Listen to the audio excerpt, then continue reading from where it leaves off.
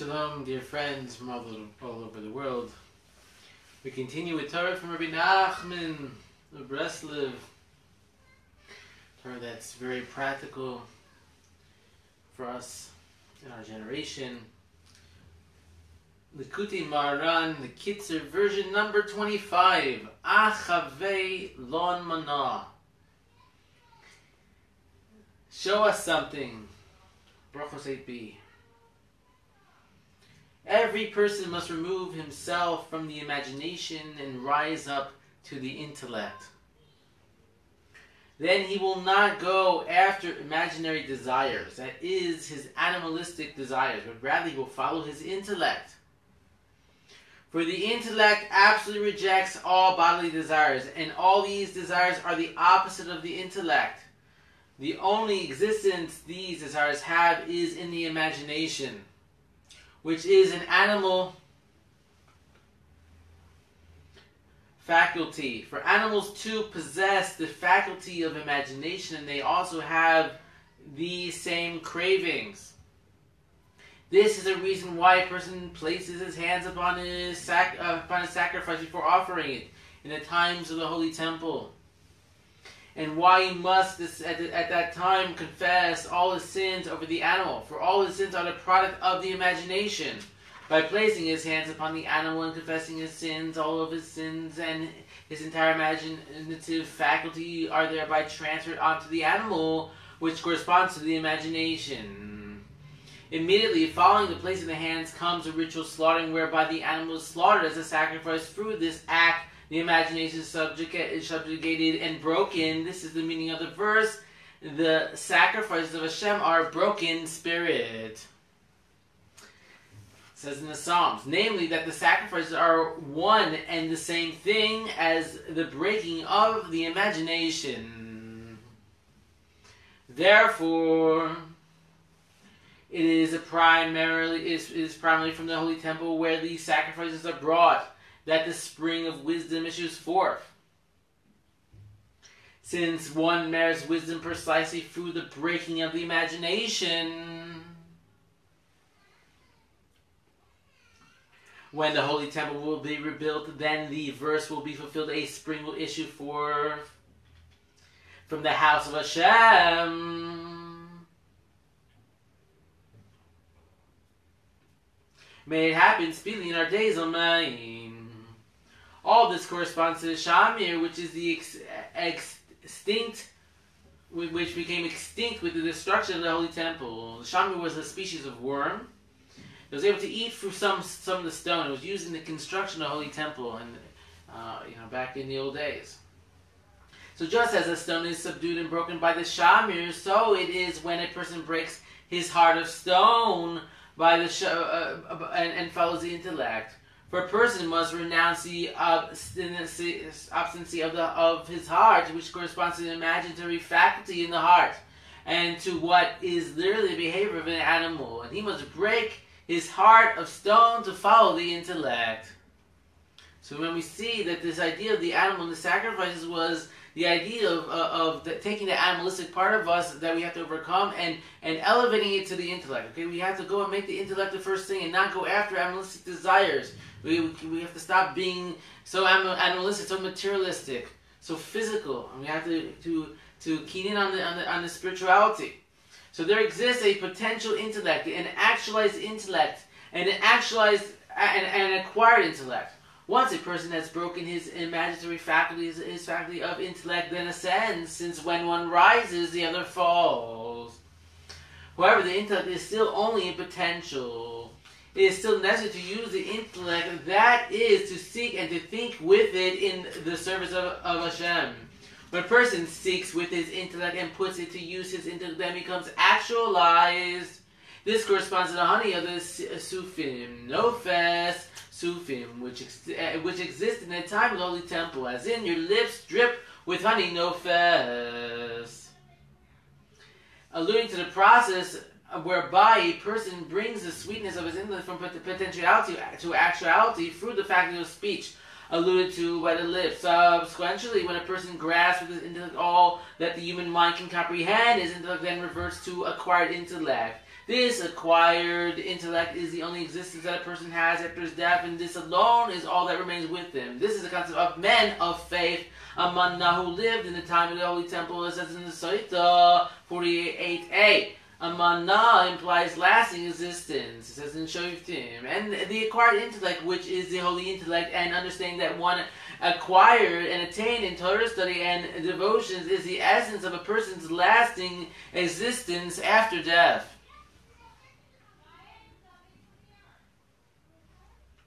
So through speech, a person goes and they make that last thing where things are elevated to intellect, but it needs that one more step, which comes through the holy speech. So know that these illusions, these products of the imagination, exist in every spiritual world and at every level. These illusions are the shells that precede the fruit and that surround holiness, as the verse says. A wicked walk round about, it says in Psalms. When a person leaves one level and rises up to the next, he must inevitably pass through these illusions in order to reach the holiness on the next level. But immediately after he ascends to this next level, the impure forces which are on that level are aroused and they surround him. This person must then subdue and break them in order to purify that place of its impurities. This phenomenon may be experienced by each person in the world. For even a person who is on an extremely low level, God forbid, even if he is literally in the ground, nonetheless, when he wishes to enter the service of Hashem, he certainly must ascend one level at a time from whatever level he is on. Each time that he goes from one level to the next, the impure forces strengthen themselves against him anew in the form of physical desires, illusion, negative thoughts, confusions, and impediments, and on each occasion they array themselves against him and do not allow him to enter the gates of holiness so that he may ascend to the next level. Many righteous and pious people err in this regard when they see that they are suddenly being assaulted by physical desires, confusion, and obstacles. Such a person imagines that he has fallen from his level, since just prior to this time these desires, confusion, and obstacles did not attack him so fervorously, and they were somewhat at rest. Therefore, he supposes that he has fallen from his level, God forbid. The truth, however, is that this is no fall, or rather it is the result of the fact that he must now move up to whatever next level is for him, because of his readiness to advance. All the desires, confusion, obstacles, and convoluted thoughts and feelings attack him now with a redoubled force. He must simply strengthen himself determinedly again and again, not becoming discouraged with himself in the least, until he once again overcomes them and breaks them anew. Right? So just when you go, and every time a person wants to go up to the next obstacle, he has to have a test, he has to have some difficulty, he breaks that obstacles, and then he suddenly sees a new test, and he thinks, oh, I haven't moved, but he doesn't realize, no, the obstacles are now doubling themselves, because he's now on a higher level. So he actually has grown, and he's all depressed, and he's like, what's wrong with me? I'm falling, and really he's going up.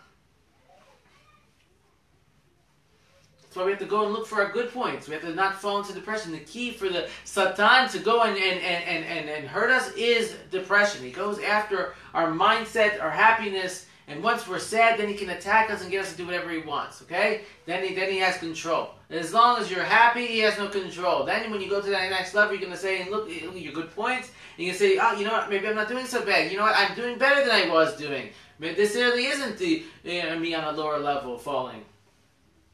So know that when a person prevails and breaks the obstacles that are surrounding him and he enters and ascends to the next level, whatever that may be, thereby also benefits a person who is presently on the same level which he is now entering. For when he himself ascends, he displaces that other person, causing him to leave that level and rise up to the next level. For it's impossible for two people to occupy the same level simultaneously, since all souls are arranged in a vertical ladder. This phenomenon whereby one person pushes up and elevates another is called lifting up. Amazing. That means when you go up, right, we say, there's a saying, all Jews are connected. We all affect each other.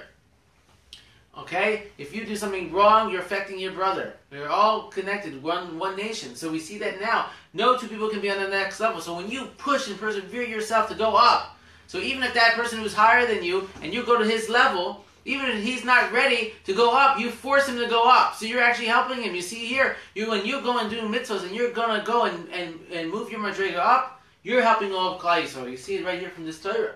So now, when a person who is on the higher level is lifted up to the next highest level, it is only his inner aspect that ascends. Accordingly, when a person who is on the lower level is lifted up, the inner aspect of the lower person becomes the outer aspect of the upper person who remained there on the level to which the lower person just ascended. These inner and outer aspects correspond to two kinds of devotions.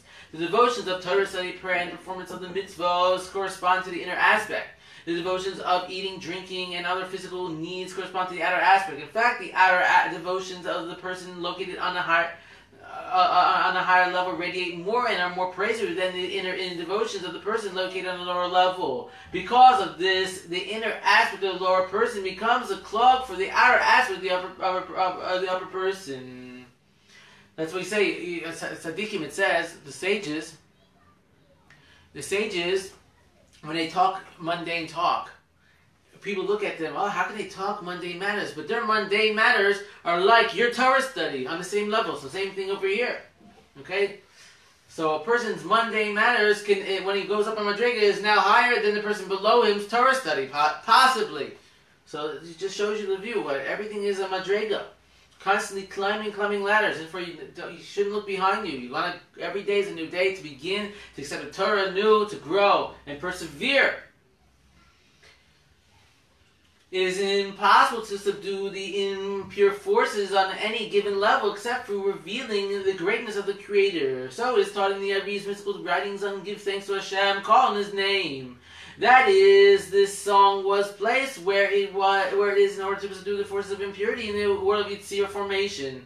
Then the inner aspect in the world of Asiya ascends and cloaks in the outer aspect of Yitzira. Then the greatness of the Creator is revealed through the charity that is given to a deserving person in need. This is because, as a result of this charity, the supernal colors that are contained in the Jewish money radiate their light, and these colors are then revealed, although must be exalts and takes pride in them. As in the verse, mine is a silver, mine is a gold, chagi. In this way, a person merits to subdue the force of impurity and to rise from level to level. Giving charity is very important in that idea of going from level to level. To give that of yourself, to give something good, which is material that you own, to give it to Hashem, to give it to charity to a Jewish person, to help someone, is helping you to then climb the next madrigas, bring great light in connecting you to Hashem. So when a person gives money to charity, all of his money is thereby rectified, and the supernal colors which it contains are revealed and radiate their light. In this way, all of one's money takes on this quality of mine is a silver, mine is a gold, and becomes garments of salvation, a cloak of charity. It says in Isaiah, even the money that the Gentiles take from us is considered charity, as our sages, remember me, said in the verse, your oppressors are charity.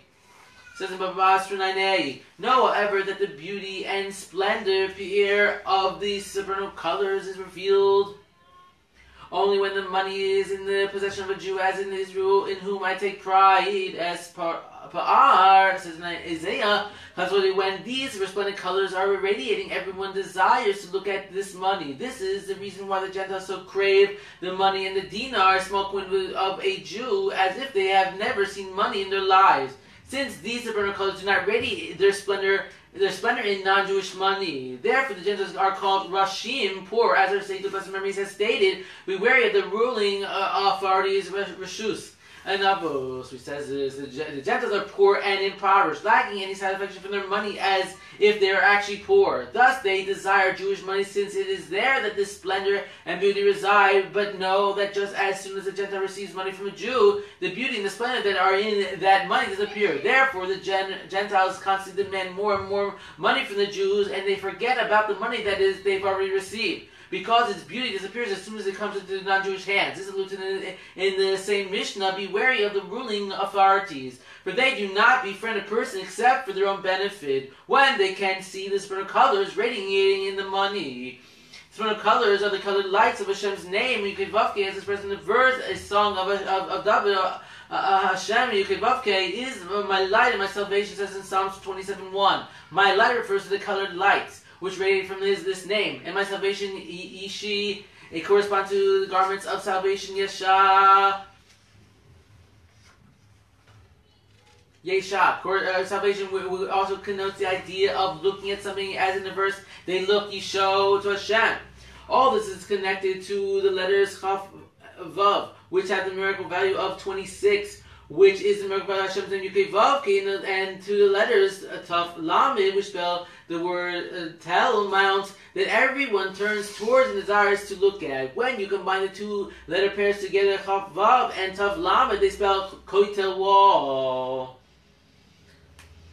So you see that the Goyim, they're always constantly saying the Jews did this, the Jews did that. They're always looking at the Jewish money because the Jewish money has great light. Because the Jew, he gives charity, he goes and he appreciates that the money is given to him as a gift from Hashem to use as a tool to help other people and to do kindness. Okay, so when that Jew does that, he brings great light into the materialistic things.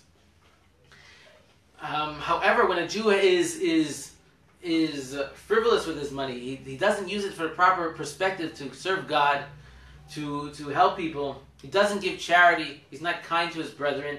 He thinks that it's his when really it's from God. Hashem controls everything.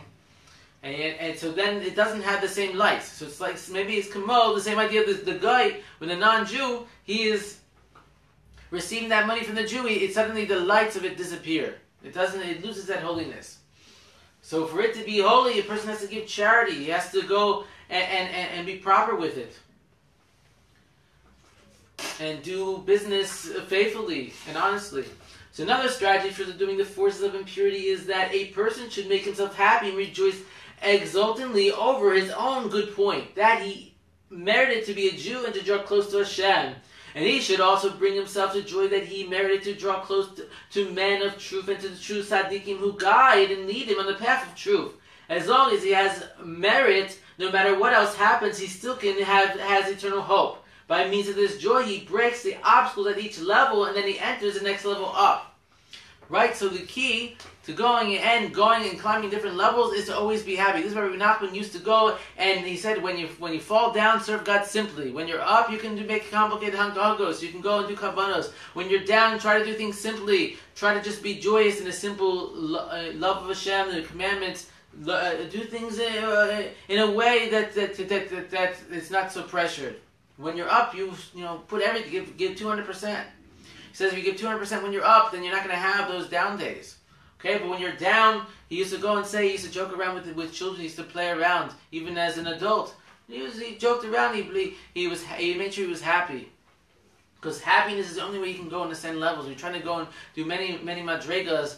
It's very easy to go and fall into the pit of depression. That's the only way the Satan can really get a hold of you is through sadness.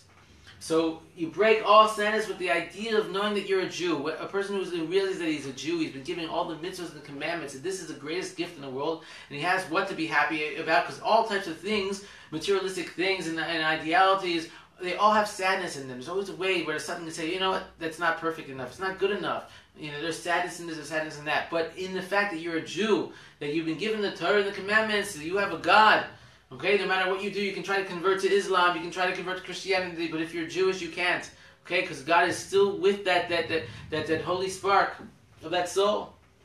And so that joy of knowing that you are holy, that you have Yiddishkeit, this is what's going to lift you up. And this you always find joy. So to summarize, we learned about the intellect, that it's very important to get rid of that imagination type of things that lead a person astray. A person should watch their intellect very carefully. We do this through joy, being close to the sages. We spoke about madregas, how we're constantly going up different levels, madregas in our life, and how what you think might be you falling down is, you should really go and look at your good points, because you probably are ascending up. Sometimes when you think you're down, you're probably going up. And therefore you become depressed and sad. You look at yourself down, but really you shouldn't do that. If you looked at yourself with the eye of good, you would see your direction is good. So we spoke about that, and how when you go up one madrega, that person who's up there in that next madrega, you force him to have to go up also the next one. So no two people can be on the same place. Exactly.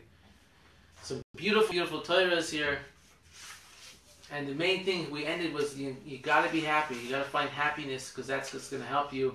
and to give charity, because it's going to bring great light into your soul.